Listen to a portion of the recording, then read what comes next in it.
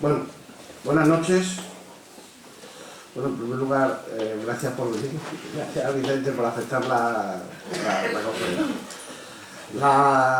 El acto que hoy empezamos, que se inserta dentro de la cuarta jornada sobre el espacio para la ciencia, la tecnología, las artes y la innovación, que como sabéis es una vieja reivindicación de que surgió en distintos ámbitos y la Sociedad Económica Amigos del País la canalizó y está intentando en estos momentos retomarla y esperemos que lleve a buen puerto. Por lo menos nosotros somos optimistas. Además, estas jornadas que organizamos ahora se insertan también dentro de las actividades que la Económica ha organizado y está organizando con motivo del bicentenario de la sociedad. Iba a decir que tenemos 200 años, pero bueno, la Real Sociedad Económica Amigos del País celebra este año el 200 aniversario de su celebración y creemos que es una buena fecha. Y además, la Económica a lo largo de estos años ha propiciado en Badajoz muchísimas cuestiones. Los institutos de secundaria, la escuela de magisterio, la caja de ahorro, la escuela de arte y oficio. Y estamos convencidos que la aportación que va a hacer este año la Sociedad Económica Amigos del País a la ciudad de Badajoz y a Extremadura va a ser un espacio para la ciencia y la tecnología. Estamos ilusionados, tenemos un proyecto que estamos retomándolo, analizándolo, en la idea de crear en la ciudad no solo un espacio al estilo de lo que es un museo tradicional, donde se puede haber exposiciones, charlas, talleres como los que se están desarrollando esta mañana, por la mañana aquí con los centros de Badajoz, sino incluso abrir el museo a la ciudad, de tal manera que los lugares públicos, como puedan ser plazas, jardines, el espacio del río, que es el espacio más emblemático que tenemos en la ciudad, pues se pueda llenar de elementos que sirvan para la divulgación de la ciencia. Es algo que existe en numerosas ciudades y que aquí creemos que es posible. Y dentro de esa idea, pues, de esa campaña, de esa reivindicación, pues inserta también estas cuartas jornadas, que lo que pretenden fundamentalmente es divulgar la ciencia, hacer que llegar la ciencia a los ciudadanos. Entender que la ciencia no es algo eso para listos, cuando decían, en mi caso de matemáticas, ¿no? ¿Tú qué eres de matemáticas? Y decía la gente, no, pues la ciencia no es eso y desde luego es imposible dar un paso sin que algo que hagamos tenga que ver con la ciencia. En ese sentido se inserta.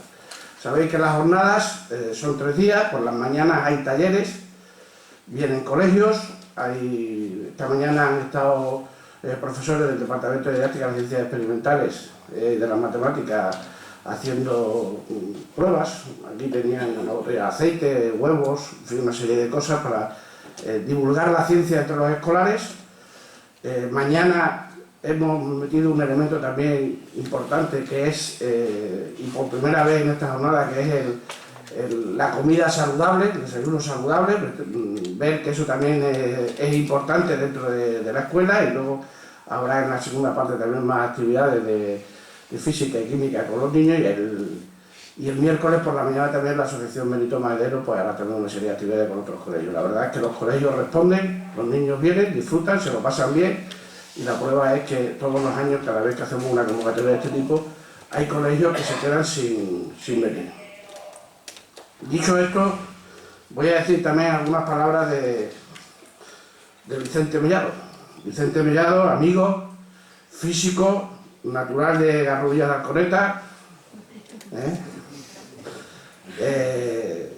catedrático de didáctica de las ciencias experimentales y de las matemáticas de la Universidad de Extremadura, del Departamento de Didáctica de las Ciencias Experimentales y de las Matemáticas, que nos costó constituir el siglo pasado, pero que ahora mismo podemos decir con orgullo que es un departamento con una producción científica muy interesante. Yo no voy a leer el currículum de Vicente, entre otras cosas porque probablemente no haría otra cosa en toda la noche, pero sí quiero resaltar que tiene numerosas publicaciones nacionales e internacionales.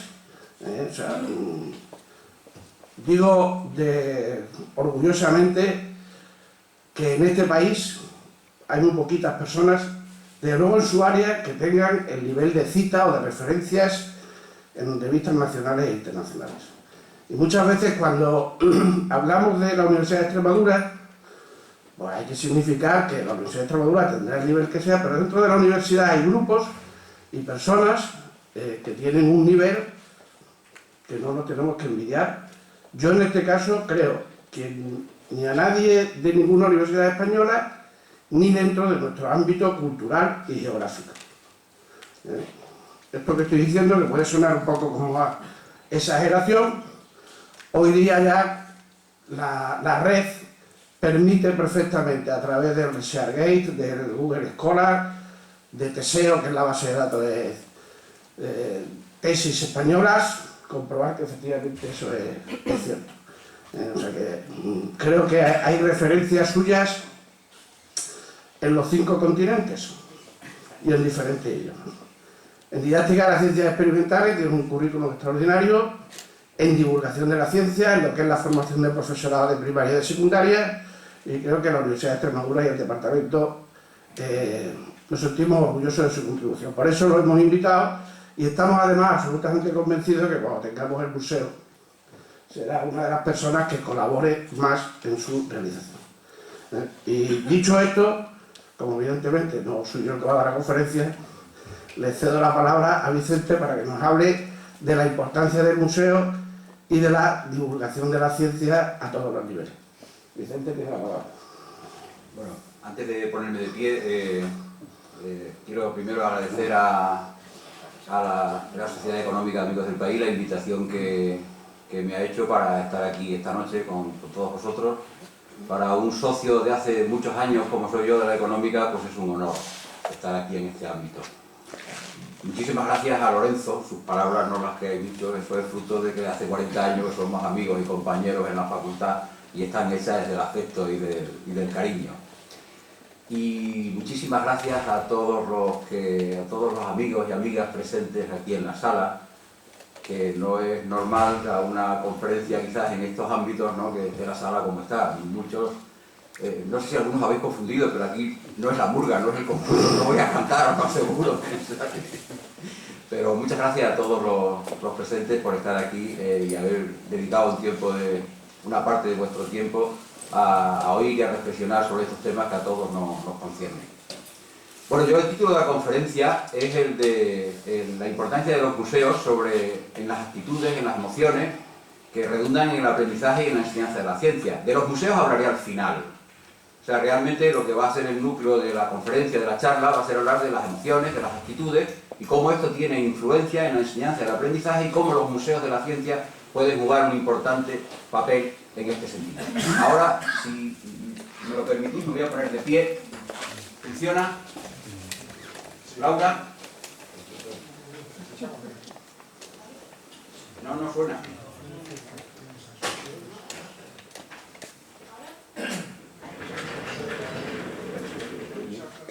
Perfecto.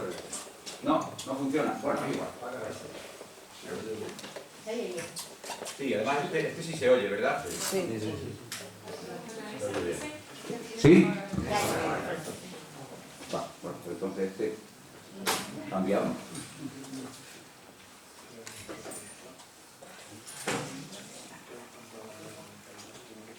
Bueno, como os decía, voy a hablar de la importancia de los museos en la mejora de las actitudes y emociones hacia la ciencia.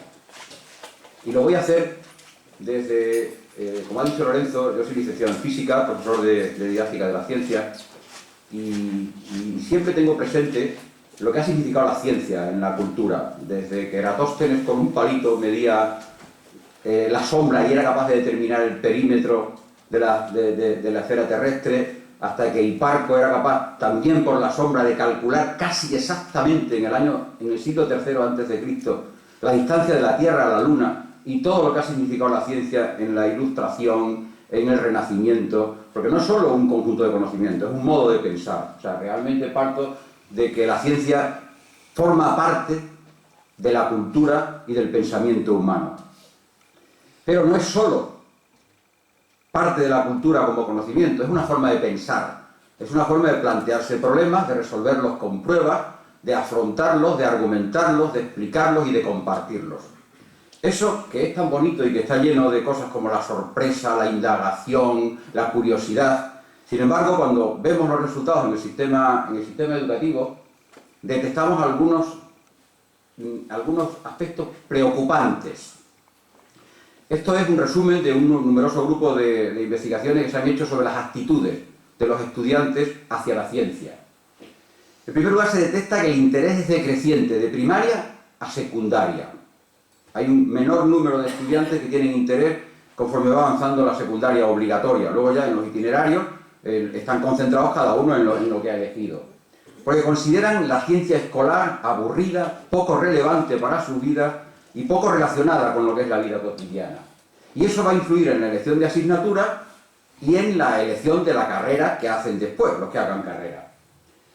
Hay diferencia entre chicos y chicas. El tópico es decir que las chicas tienen actitudes más negativas hacia la ciencia. Indudablemente hay estereotipos de género, de sexo, pero en general las chicas tienen actitudes más positivas hacia las ciencias de la vida y los chicos tienen actitudes más positivas hacia aspectos relacionados con la física, con la mecánica, como veremos más adelante.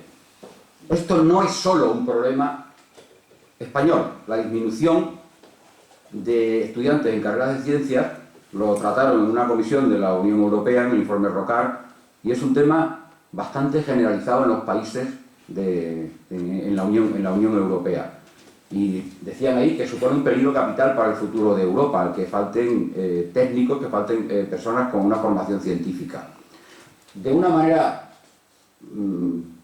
yo creo que quizás excesiva, echándonos el peso en los profesores, decían que el origen de esta situación puede encontrarse en la manera de cómo se enseña la ciencia. Esto puede ser uno de los factores, pero no es el único. En cualquier fenómeno social sabemos que es multicausal y hay muchísimos factores que influyen, entre otros pues la imagen social de la ciencia, etcétera, etcétera. ¿Cuál es la interpretación que yo puedo hacer de esa disminución de actitudes, de esa disminución de alumnos, ese poco interés en general hacia la ciencia?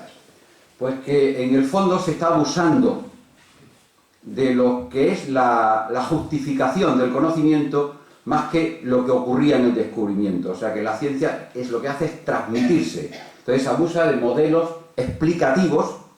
Los problemas se hacen como aplicación de la teoría, en gran parte las prácticas de laboratorio como recetas de cocina, y en el fondo lo que está ocurriendo es que los alumnos pierden interés por el conocimiento científico que puede representar la ciencia. Y hay escasas actividades no formales fuera del aula. Ahí conectaremos al final con los museos. Y lo que indudablemente ocurre es que se han excluido los factores sociales, culturales, actitudinales, porque se consideraban que era algo poco científico y que era opuesto a lo que era la objetividad de la ciencia. Yo centraré la charla precisamente en estos aspectos para ver cómo tiene interés para lo que estamos viendo de la motivación y el interés hacia la ciencia. No es algo nuevo. Aristóteles decía que educar la mente sin educar el corazón no es educar. Y el tema de las emociones además está muy vigente, está casi no solo en la agenda de investigación de otras disciplinas como la psicología, sino que es que además ha llegado al gran público. O sea, la popularidad de autores como Goleman, en España Eduardo Punset, José Antonio Marina, están haciendo que se lea mucho. Son libros que están en el ranking de los primeros de venta. Pero yo no me conformaba con esto, quería indagar un poquito qué se ha hecho desde la ciencia en el tema de las emociones. Y encontré una vez un libro que me pareció maravilloso. Un libro que escribió Darwin en 1872, que es La expresión de las emociones en el hombre y en los animales. En realidad Darwin lo escribió como un capítulo para el origen de las especies, pero le quedó tan grande que en realidad lo separó de lo que es el origen de las especies, que se había publicado 12 años antes, y lo sacó como libro aparte. Naturalmente, la relevancia de Darwin, sacándolo 12 años después del origen de las especies, hizo que fuera un éxito editorial, pero un éxito efímero, porque en el fondo se seguía considerando que eso de estudiar las emociones era algo que escapaba a lo que era el conocimiento científico. Y en ese libro Darwin decía que cumplen una función adaptativa, son una forma básica para regular la vida y la supervivencia de la especie, están en el código genético de la especie humana y de los animales, de los mamíferos que él estudiaba, y que no siempre las emociones están reguladas por la razón. Es un libro que desde luego recomiendo para leer, porque es un libro que es de divulgación maravilloso, con los dibujitos de la época. Entonces, no es nuevo el tema de las emociones, no es nuevo. Ya Darwin lo trató en 1872, desde el punto de vista de la ciencia. ¿Por qué estudiar el tema de las emociones relacionado con los fenómenos de enseñanza y aprendizaje de la ciencia? Porque está unido. La ciencia no es solo lo cognitivo.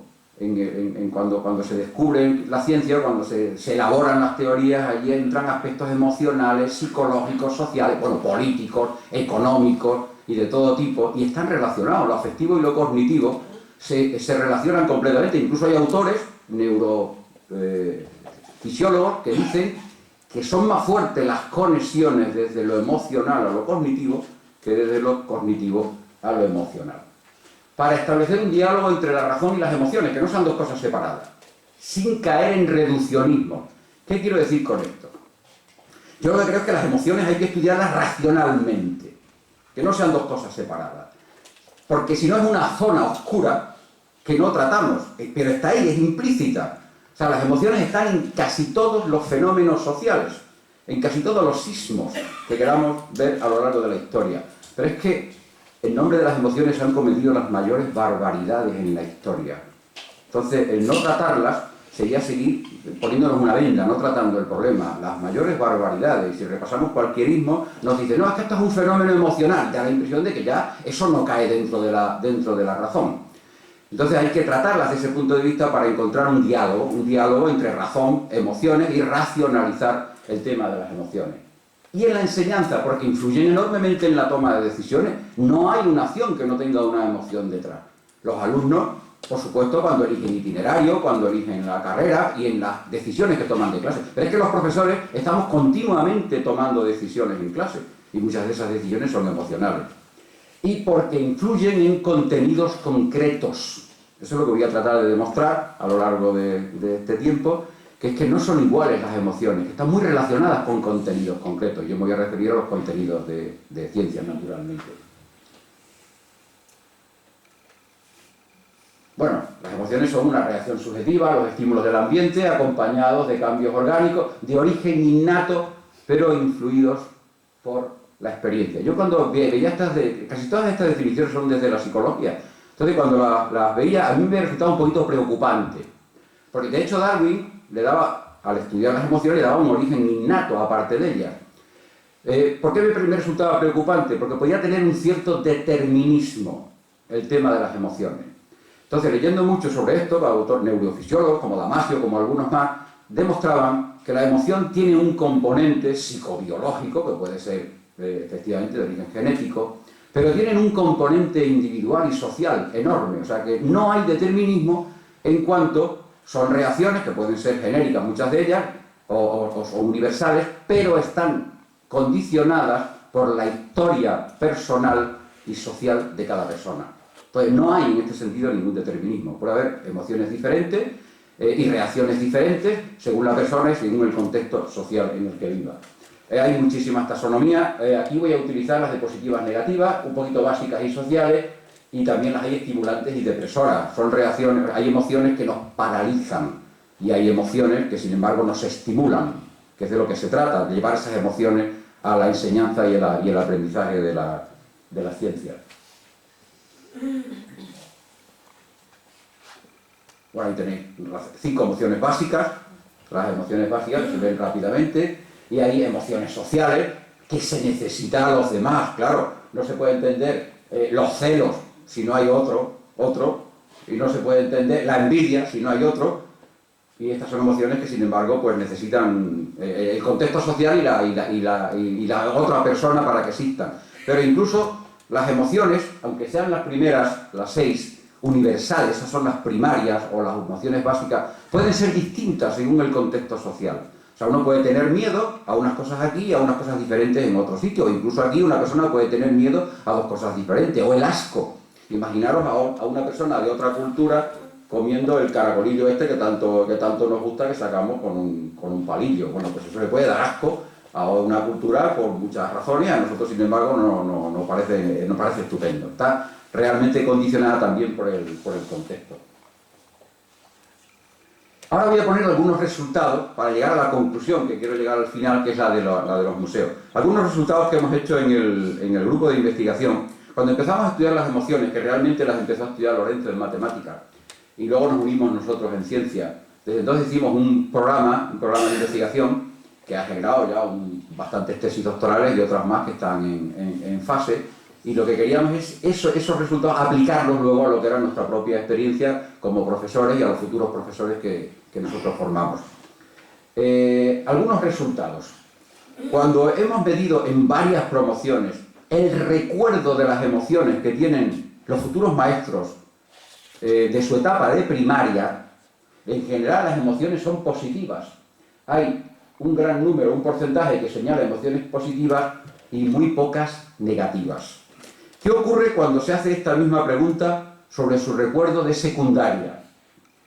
De los muchos resultados voy a poner uno para que se comparen 3 universidades, para que veáis que no solo se ha hecho en el contexto de la Universidad de Extremadura, sino también concretamente en la Universidad Autónoma de Barcelona y en la Universidad de Las Palmas. ¿Qué ocurre cuando se le preguntaba sobre las emociones en ciencias naturales? El recuerdo que tenían de su paso por secundaria. Bueno, pues emociones negativas hay muy pocas y emociones positivas muchas en las 3 universidades, y eso lo hemos medido en varias promociones. Luego el recuerdo es muy bueno en ciencias relacionadas con la biología, con la geología, e incluso hay ciertas emociones que se las hemos puesto en el grupo de las negativas, pero que no son tales. Por ejemplo, la preocupación, el nerviosismo, es decir, se nos pasa a cualquiera, puede ser estimulante. Yo antes de empezar, pues estoy un poco nervioso, me lo preguntabais antes, claro, naturalmente, y un poco de preocupación porque me salga bien, ¿verdad?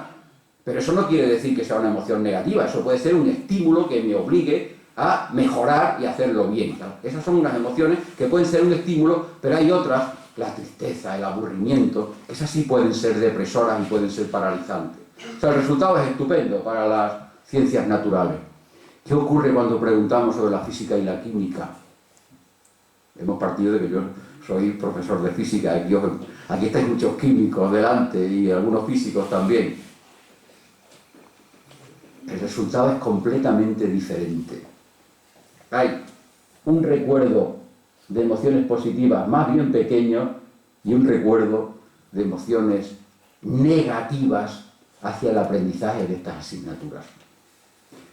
Visto, comparando, veis que hay una gran diferencia entre las ciencias naturales y la física y química. Por eso decía que las emociones influyen en el aprendizaje de contenidos concretos. Luego esto se puede desgranar, lo hemos hecho. O sea que dentro de la física, en los temas de física, dentro de la química son diferentes unos temas de otros, etcétera, etcétera. ¿Qué ocurre con las causas de las emociones? Algún resultado os voy a poner analizando estudiantes de 15 carreras universitarias de la Universidad de Extremadura, agrupadas por campos: el campo científico, el campo biomédico, el campo de ingenieros, humanidades y el campo social. ¿Qué ocurre con las causas? Solamente voy a poner ejemplos de 2 asignaturas, de la biología, que es la que daba emociones más positivas, y de la física.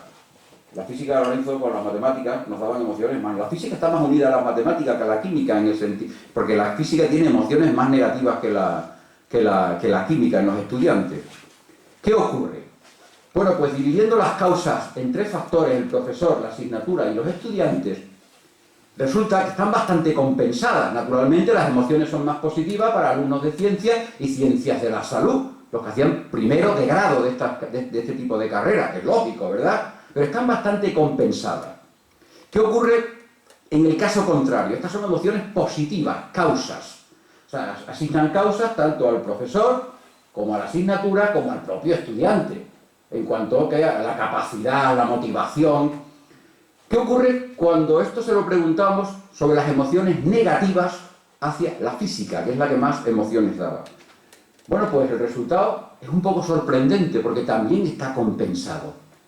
O sea, que nosotros pensábamos que cuando esta materia daba emociones negativas, se iban a hacer más atribuciones externas de causalidad. Es decir, cuando un alumno aprueba dice he aprobado. Cuando uno suspende dice me han suspendido. Es una causa externa. Entonces pensábamos, esto se dice hasta para el fútbol, hemos ganado y han perdido. Se generaliza. Pensábamos que la atribución externa iba a ser fundamentalmente al profesor, a la materia, pero está bastante compensado. O sea que a pesar de que tengan emociones negativas, le dan una parte al profesor, otra parte al contenido de la materia y otra parte a ellos mismos. Porque han sacado malas notas, porque no tienen motivación, porque consideran que no tienen capacidad. Y esto de una muestra muy amplia de estudiantes universitarios de la Universidad de Extremadura. Un efecto que nos parece muy importante en los profesores en las emociones. Voy a poner solo algunos, el 2007-2008, aunque hay de varias promociones, y es cuando un futuro profesor ha tenido emociones de algún tipo en su etapa de estudiante, ¿cómo se manifiesta esto en su etapa de profesor? ¿Cómo se manifiesta? Bueno, pues ese es el recuerdo comparado con lo que los alumnos han hecho después de las prácticas de enseñanza. También las tenemos lo que van a vaticinar y son resultados coincidentes. O sea, que en el caso de las ciencias naturales, si había muy pocas emociones negativas, todavía hay menos cuando han dado cuando han hecho actividades en clase, cuando han enseñado ciencias naturales. Si las emociones positivas eran abundantes, todavía son más abundantes cuando son docentes. Esto es tremendo. Quiere decir que el recuerdo de las emociones que han tenido hacia el aprendizaje se transfiere a cuando ellos son profesores y cuando enseñan esos contenidos. ¿Qué ocurre con la física y la química? Algo parecido. Afortunadamente es un poquito mayor el número de emociones positivas y un poquito menor el de negativas, si no, apaga y vámonos, los que nos dedicamos a la formación del profesorado. Pero sigue transfiriéndose el resultado. Ese recuerdo marca mucho y condiciona, y si tienen emociones negativas, el recuerdo que tienen, van al aula, transmiten emociones negativas y esos alumnos que van a tener a su vez emociones y actitudes que son las que le ha transmitido el profesor, también negativas hacia la asignatura. Esto lo hemos repetido también con alumnos con futuros profesores de secundaria, los que han hecho el K, los que han hecho el máster, y ahí están muy relacionadas también. Por ejemplo, esta del K, claro, en cuanto a la enseñanza de la biología, emociones de los que hacían el K o ahora el máster de biología-geología, el recuerdo que tienen de la asignatura de ciencias naturales es muy positivo y todavía es mayor cuando enseñan esa asignatura. Y en física y química pasa igual. En física y química su recuerdo se transfiere porque, entre otras cosas, ha condicionado la elección de estudios. Todavía es mayor el que sienten, las emociones que sienten positivas cuando enseñan estas asignaturas, pero a su vez estaba condicionado por lo que sentían, el recuerdo que tenían de cuando ellos eran estudiantes de secundaria. Muestran emociones positivas, esto es el grupo de física y química, naturalmente, y todavía mejores en la enseñanza que lo que recuerdan en su pasado. Por ejemplo, comparando chicos y chicas. En este caso, biología. Bueno, el que ha salido azul los chicos y la chica lo tengo que cambiar. La chica rosa no es ninguna, no se ha hecho adrede, salió casualidad, pero habrá que cambiarlo, porque alguna vez me han dicho que si eso significa algo, los colores, azul para los chicos y rosa para las chicas, no tiene nada que ver. Pero veis que en general las chicas tienen emociones muy altas hacia los contenidos de biología, hacia la enseñanza de esos contenidos, pero incluso también tienen emociones, o sea, representan o expresan más emociones las chicas que los chicos, tanto las positivas como las negativas. Lo que pasa es que las negativas no son preocupantes, solo hay una un poquito preocupante, que es la tensión, el resto es preocupación, nerviosismo, las que decíamos antes.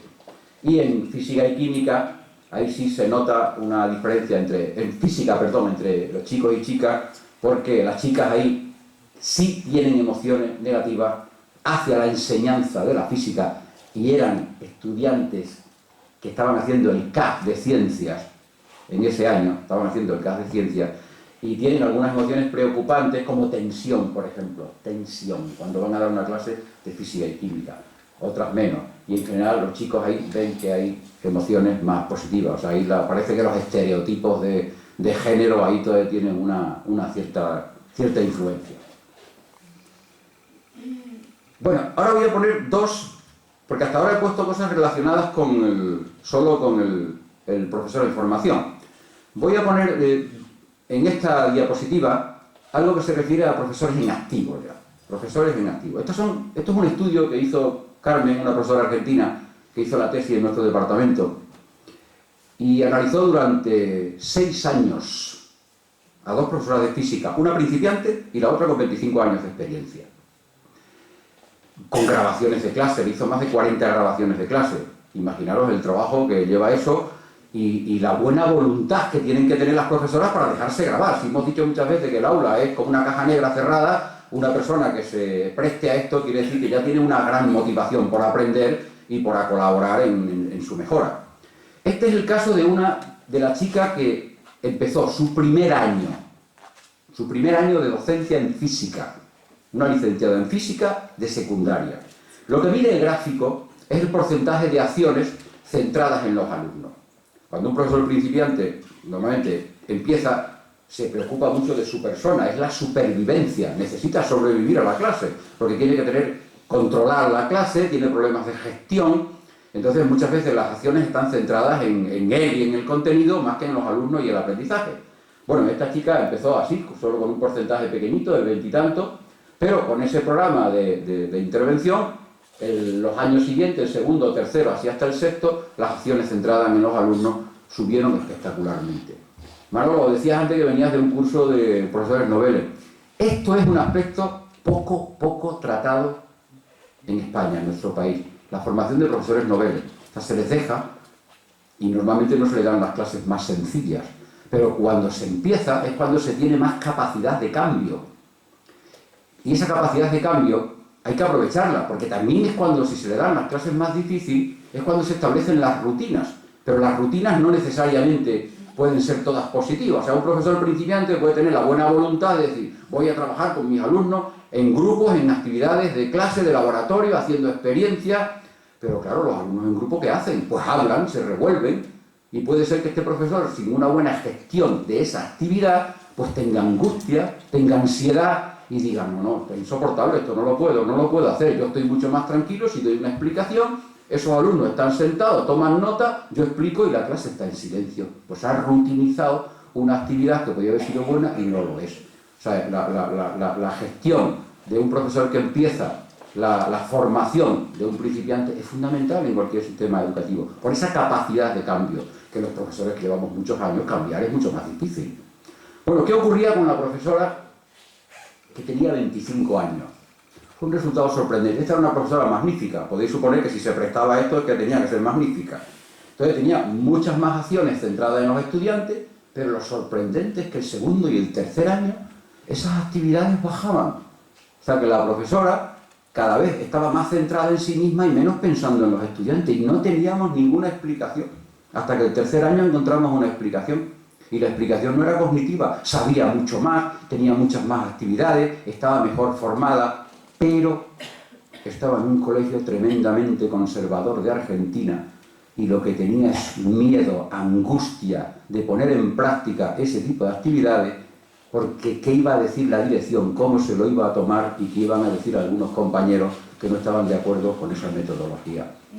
O sea, esta profesora no era capaz de poner en práctica esas actividades porque no le compensaba emocionalmente, hasta que fue capaz luego de implicar a más compañeros, a sentirse segura con las actividades, y luego ya el cuarto y el quinto año, naturalmente, subieron las actividades centradas en los alumnos. Pero su problema no era de tipo cognitivo, era de tipo emocional. Eso es lo que le impedía el cambio.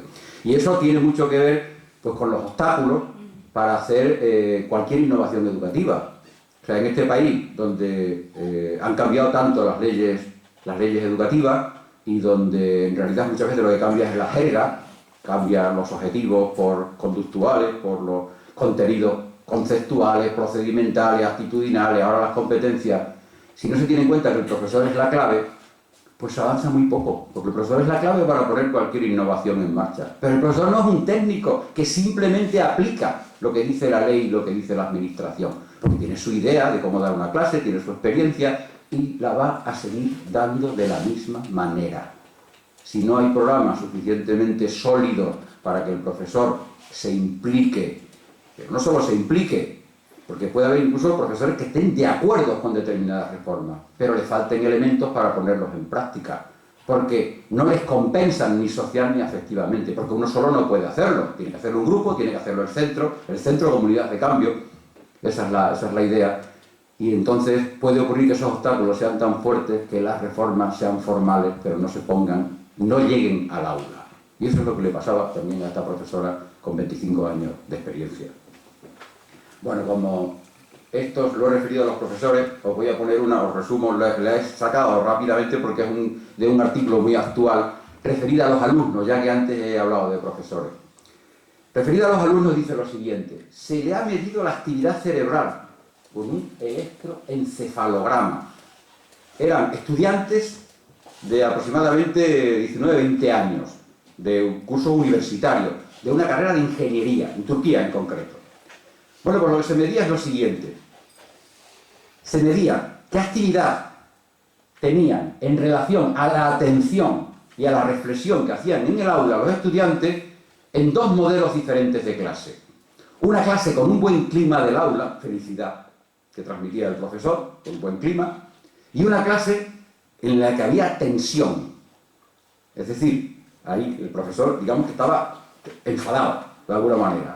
Entonces se mide la actividad cerebral de los estudiantes. Es muy superior. ¿Veis? Este gráfico de arriba, ahí está la clase, digamos, con un buen clima, y en el de abajo está la otra clase, la que expresa tensión, ira, enfado.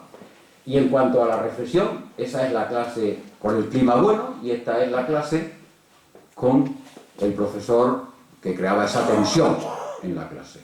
La letra con sangre entra, parece que no funciona, que lo que funcionan son los estímulos positivos, la motivación positiva.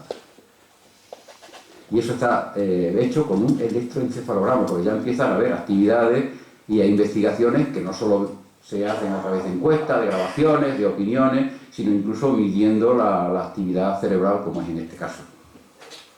Bueno, como resumen, lo que he dicho es que lo más significativo es que las emociones están influidas por el recuerdo de lo que han sido su aprendizaje en las asignaturas, que la etapa de secundaria es clave, es fundamental, que esas emociones se transfieren a cuando uno es profesor, que las primeras experiencias de enseñanza son emocionalmente muy fuertes, profesores principiantes, la necesidad de esos profesores principiantes cuidarlos, no solo en la etapa de formación inicial, y que las emociones que se transmiten, según la última transparencia, pues influyen en el aprendizaje del alumnado. ¿A dónde nos conduce esto? Bueno, pues después de estos resultados, he puesto algunos solo para que se vean resultados significativos, ¿qué hacer ante esto? Porque esto es un obstáculo, puede ser un obstáculo para el aprendizaje. ¿Qué hacer? Y se puede hacer desde dos ámbitos. Desde la enseñanza formal, colegio, el instituto, la universidad, o desde la enseñanza no formal, que es de lo que trata el título de la conferencia. La enseñanza no formal son, entre otras cosas, los museos. O sea, en resumen, se puede decir ahí, lo que acarrea emociones negativas solo se puede vencer con emociones positivas más fuertes. Pues de eso se trata. Si un alumno ha tenido emociones negativas hacia un determinado contenido, lo que tenemos que hacer en la intervención es hacer un conjunto de actividades en que el alumno esté motivado y tenga emociones positivas hacia el aprendizaje de ese contenido.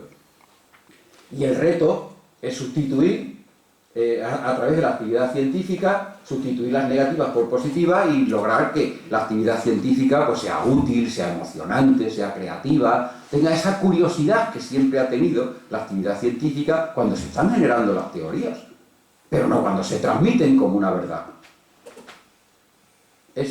Las ciencias emocionan, por supuesto, el deseo de conocer y comprender el mundo. Volvemos otra vez a la transparencia inicial. Eso es lo que nos caracteriza como especie. Hacernos preguntas, intentar responderlas. Pero hacer ciencia, mientras que si solo transmitimos las verdades de lo que es el conocimiento último, eso no emociona. Eso hay que aprendérselo. Eso es muy difícil. Muy difícil. Por eso desmotiva a muchos alumnos. Pero eso nos ha motivado a algunos que nos ha interesado la ciencia, pero es una minoría. De lo que se trata es a la mayoría procurar embarcarlos en esta empresa. Y el aprendizaje tiene que ver con las emociones, la capacidad de la sorpresa, comunicar, argumentar, etcétera, etcétera. Y lo que hemos visto aquí es que las actitudes y emociones positivas favorecen el aprendizaje y las negativas lo limitan. Y esta puede ser alguna de las causas, emociones como el aburrimiento, de que algunas personas muy brillantes se desvinculen de la... Hoy venía un artículo sobre Bill Gates, que decía que dejó la escuela porque le aburría la escuela, porque no encontraba motivación suficiente, y algunos alumnos superdotados, pues les pasa esto. No digo que sea la única causa, puede haber otra, esto es complejo, pero puede ser una de las causas. ¿De lo que se trata en los programas de intervención? Bueno, pues intentar no hacerlo solo, hacer equipos multidisciplinares en que haya personas que tengan formación en otras áreas, como psicología, tecnología, etcétera, etcétera. Y hacerlo desde múltiples variables, porque hay muchas que pueden relacionarse, pero nosotros todas las relacionamos con el aprendizaje o la enseñanza de contenidos concretos de ciencias. Contenidos concretos. Por ejemplo, la autoeficacia. Eso es una tesis que se va a leer en esta semana, el viernes en Huelva, que es una profesora de química de secundaria y está estudiando las reacciones químicas, un contenido concreto. Y está estudiando la autoeficacia, la autorregulación y cómo sus alumnos de química, afrontan y son capaces de solucionar y de aprender este contenido. La autoeficacia es una cosa muy sencilla, es la creencia en la propia capacidad. O sea, si una persona se le pincha el coche y cree que tiene capacidad y que sabe cambiar una rueda, se para y la cambia. No sabe dónde está el gato, lo busca. No sabe dónde se pone, lo busca. Si una persona dice, no, es que no sé cambiar la rueda, directamente llama a la grúa. Porque es que ni lo intenta. A los alumnos le pasa algo semejante.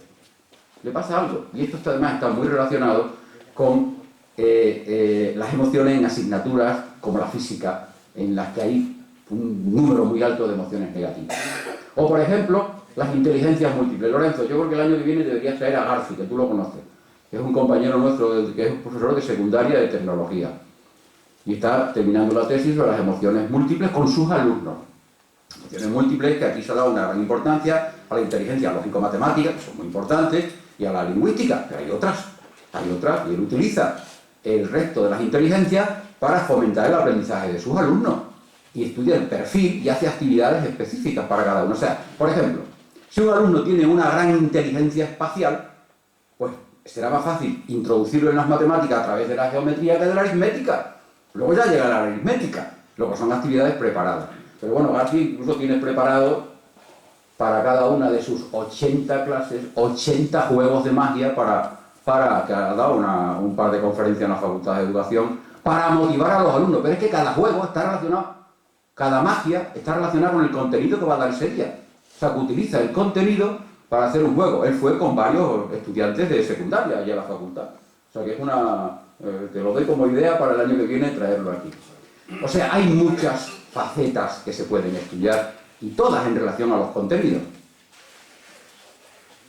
Bueno, de lo que se trata es de que no sea resolución de problemas como una simple aplicación de la teoría, lápiz y papel, le damos los datos y ellos resuelven. Y no sean las prácticas de laboratorio como un conjunto de recetas, sino problemas abiertos, situaciones problemáticas relacionadas con la vida cotidiana que tienen que resolver, o sea, procurar que tengan actividades creativas en este sentido. Y desarrollo de competencia, indagación. No van a hacer investigación, pero sí hacen investigación, pero sí hacen indagación. Argumentación. De lo que se trata es de que aprendan a dar explicaciones racionales de lo que hacen y convencer al otro, pero convencerlo con datos, que eso es lo que se ha hecho siempre en la ciencia. Y después de eso, que sean capaces de crear sus propios modelos que no van a coincidir con las teorías científicas. Hasta ahí podíamos llegar, que el niño repita lo que ha costado 20 siglos en la historia de la ciencia, pero se trata de que de alguna manera hagan actividades relacionadas con los procedimientos, con el uso de lo que ha hecho la ciencia, y no solo que aprendan contenido, que en un momento determinado los que estudien ciencia naturalmente tendrán que aprender contenido, pero no solo eso, no solo eso. Esa es la idea desde la ciencia formal, bien sea en primaria, en secundaria o en la universidad, cómo se pueden fomentar este tipo de actividades. Y desde la ciencia no formal, que aquí entraría el tema de los museos. Bueno, el aprendizaje no formal de la ciencia se puede hacer desde los medios de comunicación, literaturas, películas de ciencia ficción. Ahí está presente la ciencia en todo. Videojuegos. En ciencias naturales vais al campo, vais a los centros de interpretación. Pero también los museos de ciencia cumplen un papel fundamental en esto, para estimular esa motivación, para acercar la ciencia a lo que es la historia, a lo que es la vida cotidiana. Esta transparencia la pongo porque es un estudio, antes de pasar ya a terminar con las dos de los museos. Es un estudio que hizo un compañero de Murcia con cerca de 7.000 estudiantes de todas las comunidades autónomas. Hay muchísimos resultados, pero uno de ellos que detectó es que de sexto de primaria a cuarto de educación secundaria obligatoria, las actividades que se hacían en clase eran muy distintas. Aumentaban las actividades de resolución de problemas en secundaria, de lápiz y papel. Aumentaban las prácticas de laboratorio. Pero, por ejemplo, en relación a las salidas, visitas a museos, instalaciones pueden ser una central eléctrica, puede ser una fábrica que haya en el pueblo, puede ser cualquier actividad, y entre otras los museos, porque hay ciudades en las que hay museos. Entonces se detectaba que en concreto en esas salidas el 40% de sexto de primaria decía que lo había hecho en primaria, y solo el 24% de cuarto de secundaria decía que había hecho actividades de secundaria. O sea, que hay una disminución real. Y esto es una muestra muy amplia de todas las comunidades autónomas. Hay una disminución de esas visitas a museos de la ciencia. ¿Qué puede hacer el Museo de la Ciencia? Bueno, se fomenta ese aprendizaje no formal, la relación entre ciencia, tecnología, sociedad y medio ambiente. También se puede hacer desde la ciencia formal. Pero el museo es muy idóneo para hacer esto, porque aquí tenemos ese tipo de actividades. Aprendizaje colaborativo, se pueden hacer trabajos en grupo, mejora, por supuesto, las actitudes y emociones, y hay resultados que nos indican esto. Y mejoran el aprendizaje procedimental. Esto lo he sacado de una tesis doctoral que hizo Maite Morentín, y es la última que voy a poner para no cansar más ya esto, sobre precisamente el Museo de San Sebastián, el Museo de la Ciencia de San Sebastián, y su impacto en el aprendizaje de las ciencias de los escolares. Ese es un museo que es interactivo, claro, no es el museo ya de solo vitrinas, sino que es un museo en que los visitantes, y en concreto los estudiantes, pues son capaces de activar, de trabajar con los elementos que hay allí. Ese museo tiene actividades escolares específicas para primaria y secundaria. En la propia tesis dice que aproximadamente van unos 750 escolares semanalmente. ¿Eso qué significa en el impacto?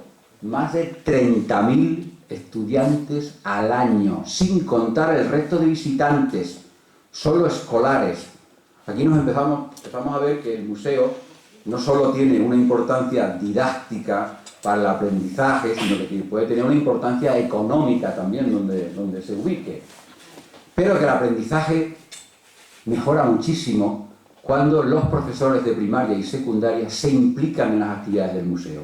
Entonces el museo este tiene unas actividades, se pone de acuerdo con los profesores para que cuando un profesor vaya a hacer una visita con sus alumnos al museo, hay una previa preparación de la visita. Cuando esos chicos y chicas están en el museo, hay actividades programadas específicamente entre los profesores y las personas del museo que están encargadas de esto. Y posteriormente esa visita se evalúa y los resultados son sorprendentes. O sea,